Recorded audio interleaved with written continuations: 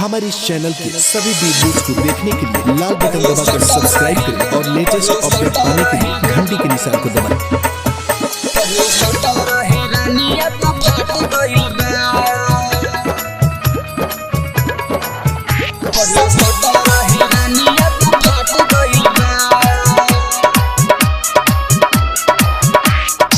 Mix by Sonu Kushwaha, ठेकहा बाजार, Motihari.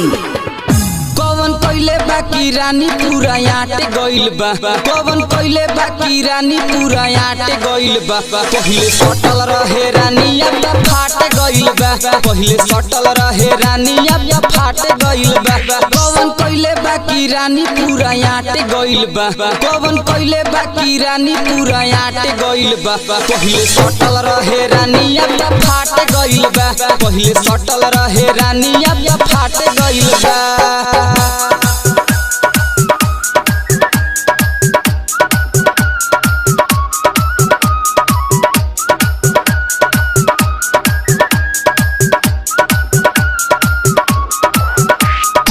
Mix by Sonu Kushwaha, ठेकहा बाजार, मोतिहारी।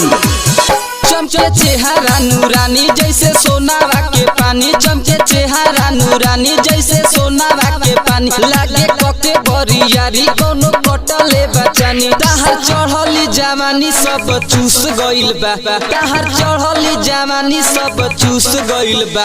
पहिले सटल रहे रानी अब फाट गइल बा, पहिले सटल रहे रानी अब फाट गइल बा।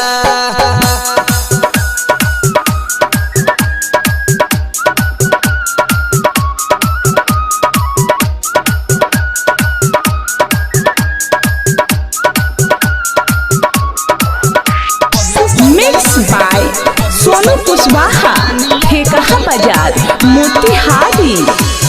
तोहर हेयर स्टाइल देखी मन पागल आइल, तोहर हेयर स्टाइल देखी मन पागल आइल। एनके राजा के संगे रात रहे उधर आइल। तारा एक ही नजर पर उठ काट गइल बा, तारा एक ही नजर पर उठ काट गइल बा। पहिले सटल रहे रानी अब फाट गइल बा, पहिले सटल रहे रानी अब फाट गइल बा। कौन कइले बाकी रानी पूरा आटे गइल बा, कौन कइले बाकी रानी पूरा आटे गइल बा। पहिले सटल रहे रानी अब फाट गइल बा, पहिले सटल रहे रानी अब फाट गइल बा।